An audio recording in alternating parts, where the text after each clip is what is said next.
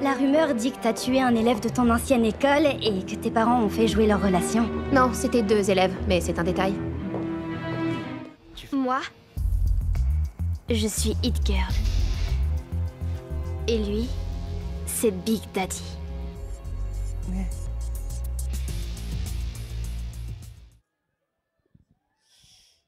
Alors bonjour à tous, on est avec Lily Caruso Bonjour. qui va nous expliquer ce qu'elle fait dans le doublage. Je sais que tu fais aussi de la chanson, donc elle va nous expliquer tout ça. Alors, bonjour à tous. Je fais effectivement beaucoup de doublage. J'ai commencé à l'âge de 10 ans grâce à mon papa qui fait la voix de Donald et de Gollum. Mais je chante aussi, je danse, donc je fais de la comédie musicale. J'ai été dans beaucoup de comédies musicales. Et puis voilà, je touche un petit peu à tout, à la musique, à l'écran. Très bien. Donc comme tu le disais, ton père est déjà est comédien de doublage aussi, Mhm. entre autres.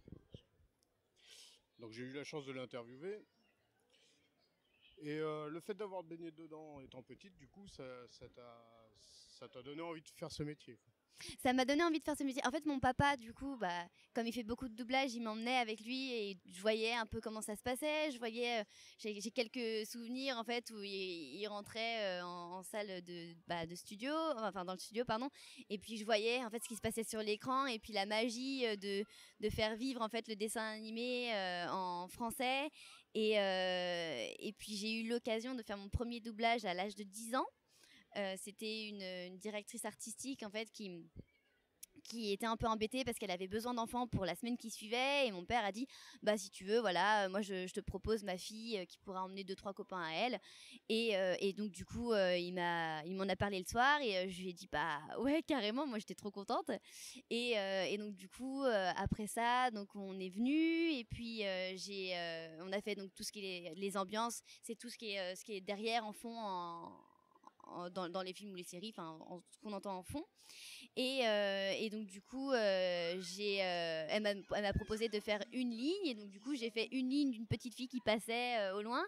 Et en fait, elle se retourne vers mon père. Elle fait mais ça fait combien de temps qu'elle fait du doublage ta fille? Mon père dit bah là 5 minutes. Et donc du coup, j'ai commencé avec elle. Et j'ai adoré. En fait, j'ai adoré. Et puis j'ai jamais arrêté. Là, ça fait 17 ans que j'en fais et j'arrête pas. Et j'adore ça. Et donc du coup, vu que tu es rentré là-dedans par le biais de ton père, est-ce que ça ouvre plus de portes que quand tu arrives toute seule en fait? Enfin, je suis conscient qu'il faut avoir le talent de comédien aussi.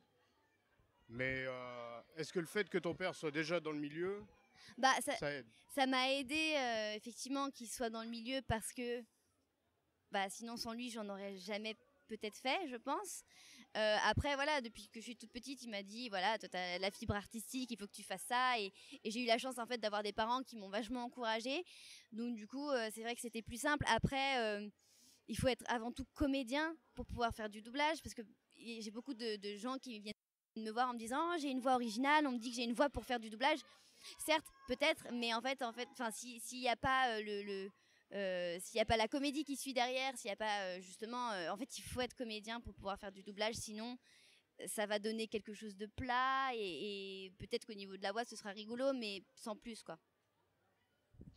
Très bien. Alors, tu as fait Shireen Baratheon dans Game of Thrones. Oui. Pensais-tu, quand tu as fait ce rôle justement, c'était au début, hein, de toute façon, qu'il y aurait un tel engouement pour cette série? Non, pas du tout. En fait, moi, j'arrive dès la 2e saison, 3e saison. Et donc, du coup, en fait, à ce stade-là, ça commençait un peu à marcher, mais je pensais pas que ça allait marcher autant et qu'il y aurait eu un tel engouement par rapport à cette série. Et pour la petite histoire, moi, du coup, je devais faire Arya. Et j'avais commencé à enregistrer le premier épisode et puis en fait on m'a dit que ma voix était trop proche de celle qui faisait ma sœur. Donc du coup ils m'ont remplacée et puis voilà, à charge de revanche du coup j'ai pu faire Shireen et j'ai adoré parce que c'est un super rôle et puis la façon dont ça finit pour elle, malheureusement c'est triste, mais moi j'ai adoré le faire aussi. Donc du coup voilà, mais je pensais pas qu'il y aurait eu que ça aurait eu un succès comme ça en tout cas. Moi perso, sa mort m'avait un peu marqué quand même. Oui, Mais, ouais, moi aussi. ça a choqué pas mal de monde d'ailleurs. Mais oui, oui, après. Mais toi, t'as trouvé ça marrant à jouer. Bon, d'accord. Bah, c'était marrant à faire en tout cas. Oui. Et bon, voilà, j'aurais voulu qu'elle meure plus tard évidemment, mais Forcément. Ok. Alors, vu que tu fais aussi du jeu vidéo avec Siri dans The Witcher, Ouais. tu as fait des Disney, tu en as parlé tout à l'heure, et tu fais du live. Alors, quelle sorte de doublage tu préfères? alors tout est différent. Le live, j'adore vraiment beaucoup parce que du coup, on peut vraiment incarner le personnage. Et en fait, ce qui est intéressant, c'est que du coup, ta voix peut matcher avec le physique de la personne. Moi, il m'arrivait aussi de faire des lives aussi où je trouvais que ça matchait pas. Après, voilà, après, on n'est pas forcément objectif sur ce qu'on fait. Le doublage de dessin animé, c'est très différent aussi parce que là, on a plus de liberté, on peut se permettre de plus modifier sa voix, d'avoir plus de nuances. Et puis le jeu vidéo, c'est encore différent aussi parce que là, on n'a pas l'image, on est obligé de se caler sur la voix, la voix originale, mais qui est généralement anglaise, de se caler en fait là-dessus et puis du coup de devoir faire en fait exactement ce que fait la personne dans la VO. Donc ouais, je pense que si je devais choisir, pardon, peut-être le live. Ouais, je pense que le live, c'est ce que je préfère. Alors, tu as un peu répondu tout à l'heure. Oui. Faut-il avoir une voix atypique? Donc, tu m'as dit, pas spécialement, il faut être comédien. Non. Mais est-ce que c'est un plus? Je pense pas, parce que moi, je pense pas avoir une voix atypique. Après, j'ai la chance aussi de pouvoir moduler ma voix vachement, de pouvoir faire des voix de petite fille ou rendre ma voix un peu plus grave, un peu plus mature. Après, une voix atypique, par exemple, mon papa, il n'a pas du tout une voix atypique, mais il peut changer sa voix. Ouais. Voilà, il peut la changer. Donc du coup, là, c'est vrai que ça l'a aidé donc, pour faire Donald ou pour faire Gollum. Mais sinon, avoir... Non, je pense... Enfin, il faut juste vraiment être comédien plus qu'avoir une voix particulière. Après, voilà, tu peux la changer, on peut la modifier pour pouvoir faire des personnages un peu extravagants ou quoi. Mais sinon, non, pas forcément. Très bien. Est-ce qu'il y a un rôle qu'on t'a donné que tu aurais préféré ne pas faire? Que j'aurais préféré ne pas faire Ah, oui. En fait, c'était une erreur de casting. Un jour, une DA m'appelle, donc du coup pour faire un film. Moi, je savais pas du tout ce que c'était. Donc j'arrive, elle me dit oui, c'est un téléfilm allemand. Et en fait, c'est une fille que tu as déjà doublée. Je me dis ouais, un téléfilm allemand, ouais, j'ai doublé une fille dans une série, ça s'appelait Dark. Et donc je me dis peut-être que c'est elle. Et donc du coup, elle m'explique le téléfilm, elle me dit voilà, tu verras, elle a eu des problèmes dans sa vie, et puis du coup, elle est avec son enfant et tout. Je me dis son enfant, mais à quel âge? Et donc du coup, on passe la première scène et là, elle me dit voilà, c'est ce personnage-là. Et en fait, la personne, la comédienne avait 50 ans et moi j'ai pas du tout une voix qui va avec une femme de 50 ans. Donc du coup, j'ai essayé tant bien que mal en fait d'essayer de rendre ma voix beaucoup plus grave et d'avoir plus de maturité. Et c'était assez compliqué. Et c'est vrai que j'ai pas pris de plaisir parce que du coup, je me focalisais plus sur ma voix que sur mon jeu. Et au final, je pense que ça l'a fait quand même parce que elle avait une voix assez légère aussi en VO.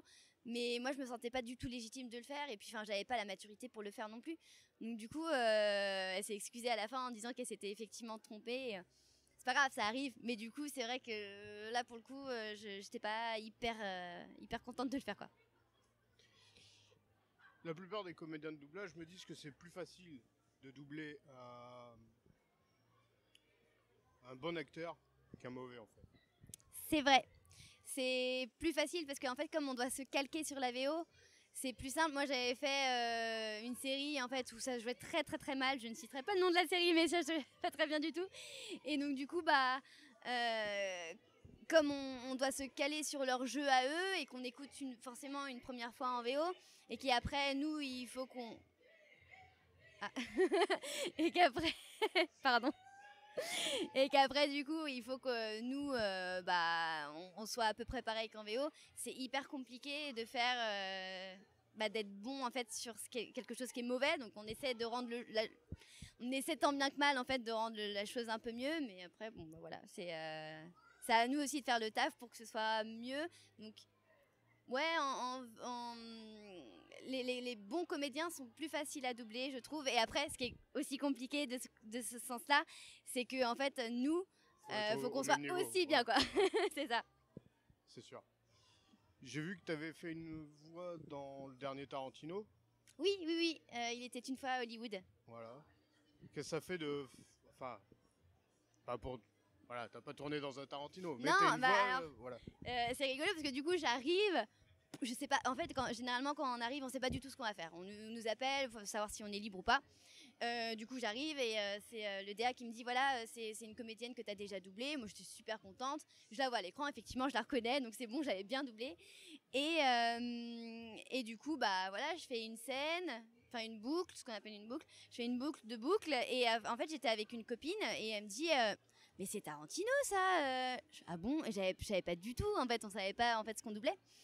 Et à partir de ce moment-là, je me suis dit, waouh, je suis en train de doubler pour un Tarantino et j'étais hyper fière. Et après, quand il est sorti au cinéma et que les gens me disaient, ouais, j'ai vu le dernier Tarantino et tout, j'étais super contente en fait d'avoir pu doubler dedans, quoi. C'est comme si j'avais doublé dans un Spielberg en fait. Donc j'étais trop contente.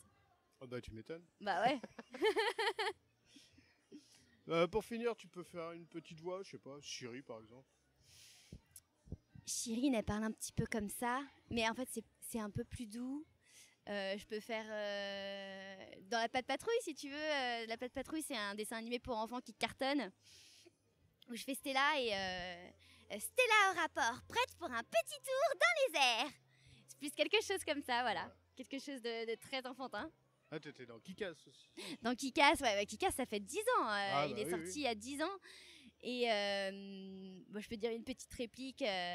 Peut-être que je vais te foutre mon pied dans ta chatte. Voilà. Ça, c'est un beau mot de la fin. Merci à toi. Bah merci beaucoup. Et puis à une prochaine fois. Yes, ça marche, merci.